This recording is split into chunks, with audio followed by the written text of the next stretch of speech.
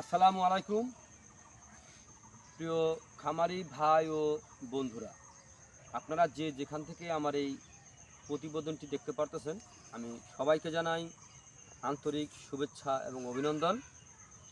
আজকে আমি আসলাম একটি ঘাসের জমিতে। এই ঘাসটার নাম হচ্ছে জারা ওয়ান হাইব্রিড ঘাস। এই ঘাসটি একবার রোপণ করলে যদি আপনি কম করে খাওয়ান তাও 5 বছর পর্যন্ত আপনি খাওয়াতে পারবেন। যদি কম করে খাওয়ান তাও আপনার যত্নের উপরে নির্ভর করবে। দেখা যাচ্ছে আপনি কোনো যত্ন করেন নাই, ঘাসটা হচ্ছে আপনি কাটছেন, কিছুই দেন নাই। ঘাসে কিন্তু একটা খাবার আছে, সার কিন্তু খাবার ঘাসের জন্য, সার পানি এগুলো কিন্তু খাবার। দেখা যাচ্ছে আপনার পানি দেওয়ার সময় হয়েছে, অনেক খরা হয়েছে, পানি দিচ্ছেন না, ঘাসটা নষ্ট হয়ে গেছে। অথবা আপনার সার দেওয়ার দরকার, আপনি সার দেন নাই, ঘাসটা নষ্ট হয়ে গেছে। কিন্তু আপনার সময় মতো যদি আপনার পরিচর্যা করেন তাহলে কিন্তু এই ঘাসটা 5-6 বছর কিন্তু আমরা থাকি। এটা কিন্তু আমার মুখের কথা না ভাই, এটা গল্প না, এটা কিন্তু বাস্তবে সত্য। যারা এই ঘাস আপনারা চাষ করেছে দেখা যাচ্ছে তাদের কাছেও আপনারা এই পরামর্শটা জানতে পারেন যে ঘাসটা ভাই আসলে কত বছর পর্যন্ত ঘাসটা দীর্ঘস্থায়ী হয়ে থাকে।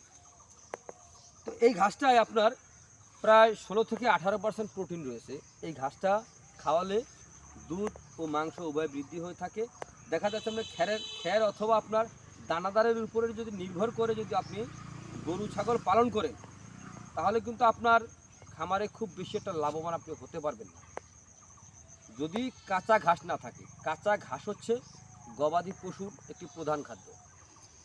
তো আপনারা যদি এই যে জারা ওয়ান হাইব্রিড ঘাসটা, এই ঘাসটা লাগাতে চান, এই ঘাসটা কিন্তু আপনার খুব দ্রুত গতিতে কিন্তু আপনার বৃদ্ধি হয়ে থাকে। যেমন আপনার এই ঝাড়া গাছটি যখন দেখা যাচ্ছে আপনার প্রথমে আপনি রোপণ করবেন, প্রথম রোপণ করলে 1.5 থেকে 2 মাসের মধ্যে আপনি এই ঘাসটা কিন্তু কেটে খাওয়াতে পারবেন। কিন্তু যখন গরম, এখন কিন্তু গরমের দিন চলে আসছে অলরেডি, এরকম গরমের দিন যখন আসবে তখন কিন্তু আমরা 1.5 থেকে 2 মাস, সর্বোচ্চ 2 মাস এর মধ্যেই কিন্তু আমরা কাটতে পারবেন। যখন দেখবেন আপনি একবার কাটছেন, কাটার পরে আপনার 20 থেকে 25 দিনের মধ্যে আপনি কেটে কেটে এই ঘাসটা কিন্তু খাওয়াতে পারবেন। এক প্রান্ত থেকে যদি আপনি উত্তর প্রান্ত থেকে কাটা শুরু করেন, দক্ষিণ প্রান্ত পর্যন্ত আসার আগে আপনার পিছন দিকে আবার একটু সার প্রয়োগ করবেন, দেখবেন পিছন দিয়ে আবার ঘাসটা হয়ে গেছে। এই ঘাসটা কিন্তু খুব দ্রুত গতিতে বৃদ্ধি হয়ে থাকে। তো আপনারা যদি এই ঘাস যদি চাষ করতে চান, আমি বলবো আগে জমি প্রস্তুত করবেন।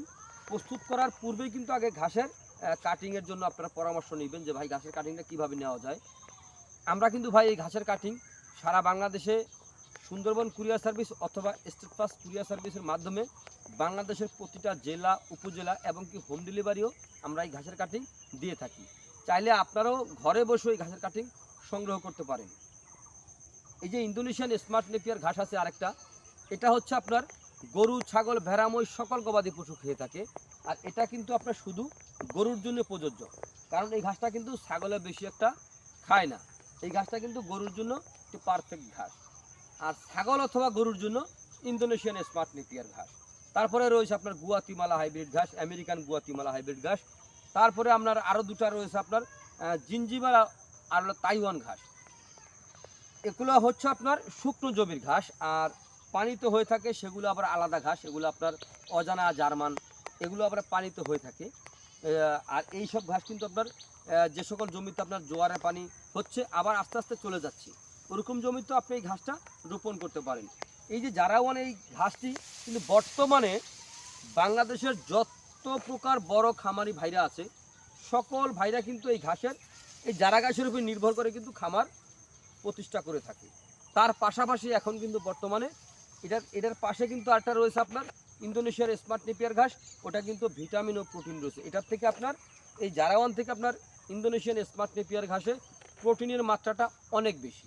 যেমন এটা আছে আপনার 16 থেকে 18%, আর ওটার ভিতরে আপনার প্রোটিনের মাত্রা রয়েছে 22 থেকে 25%। তো আপনারা যেই ঘাসটা আপনারা রোপণ করতে চান সেটাই আমাদের থেকে আপনারা সংগ্রহ করতে পারবেন।